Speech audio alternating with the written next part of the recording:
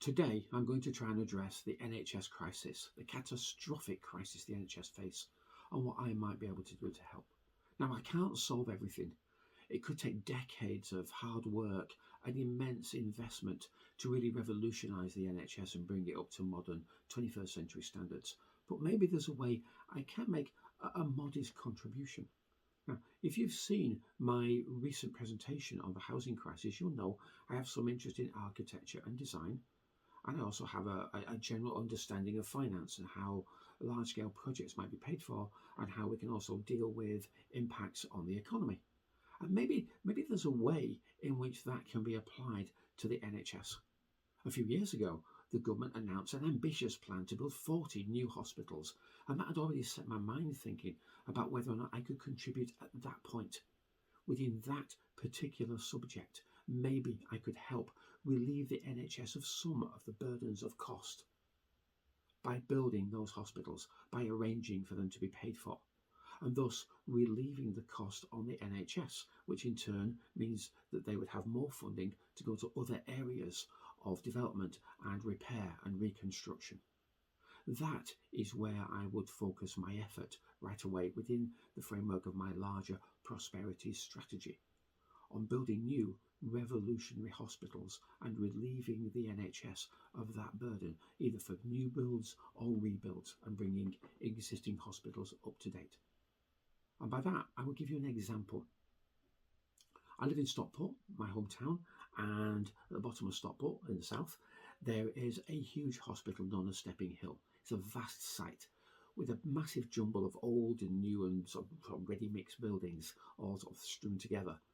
It's a huge site which deserves to be revolutionised, and that could be, if like an initial starter project for my overall strategy for the NHS. The plan would be literally to raise the entire hospital to the ground and build something spectacular. Now, what I mean by that is not an NHS build, not something governed by NHS trust budgets or the Treasury, not something built on the lowest possible budget by the lowest possible bidder. It will be something spectacular, something not designed to last 20 or 30 years, but something designed to last maybe 2 or 3 or 4 or even 500 years. Something that we deserve, something as a true place of healing, something which would embody and embrace and absorb all the latest developments in medical thinking, in therapeutic thinking, in care. A spectacular place that people would love to go to, that people would feel comfortable in while we treat them, cure them and heal them. That's my vision for Stepping Hill, and that's also my vision for the whole country. Either rebuilding and restoring existing sites, replacing existing sites with spectacular new ones, or taking advantage of new sites and new opportunities to build new super hospitals.